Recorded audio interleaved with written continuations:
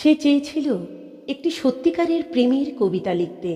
তার তো একটাই জীবন, মানুষের জীবনের প্রেমের চেয়ে নির্মল পিপাসার জল আর কি থাকতে পারে।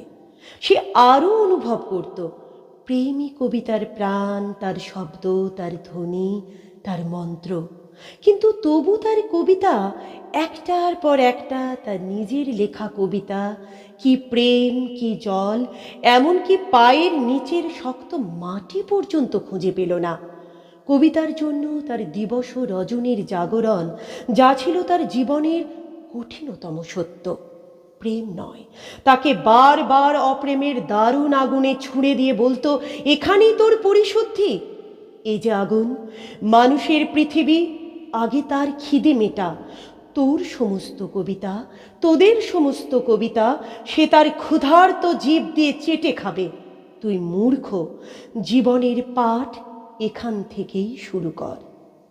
দেখতে দেখতে তার কৈশোর গেল, যৌবন গেল। এখন তার মাথার সব চুল সাদা, 5 আঙ্গুলে মাঘের শীত।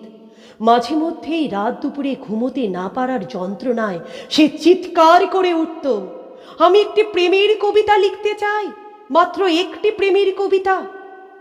আর তখনই শোনা যেত তার মাথার ভিতর, তার বুকের মধ্যে সেই কঠিন তিরস্কার, বুড়ো হয়ে গেলি, এখনো স্বপ্ন দেখছিস? দেখ, ভালো করে চেয়ে দেখ, তোর চারিদিকে এখন হলুদ হেমন্তের পৃথিবী। কিন্তু তারপর কি দেখছিস? ধান কাটা হয়ে গেছে, চাষিরা ঘরে ফিরে যাচ্ছে, কিন্তু মাঝখানে ও কে, ওরা কারা? দেখতে দেখতে তার পাকা ধানের হলুদ পৃথিবী খুন খারাপি লাল, লাল থেকে আগুন, আবার আগুন।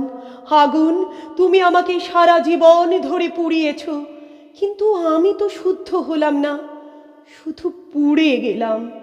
আমি সারা জীবন শুধু হাজার হাজার মানুষের দীর্ঘশ্বাস, তাদের সর্বনাশ আমার জটায় বেঁধে সরস্বতী নদীর জলে ঝাঁপ দিতে গেলাম। কোথাও তাকে খুঁজে পেলাম না। তুমি আমাকে কি জীবন শেখাও আগুন? এই কি মানুষের জীবন? তার একটি মাত্র প্রেমের কবিতা? কবিতা, তুমি এখন 3 ভুবনের কোন অতুলান্ত অপ্রেমের মধ্যে ঘুমিয়ে আছো? ঘুমাও, তুমি ঘুমাও, আর আমি জেগে থাকি। আর এক আরম্ভের জন্য মৃত্যুর মুখোমুখি আমি জেগে থাকি।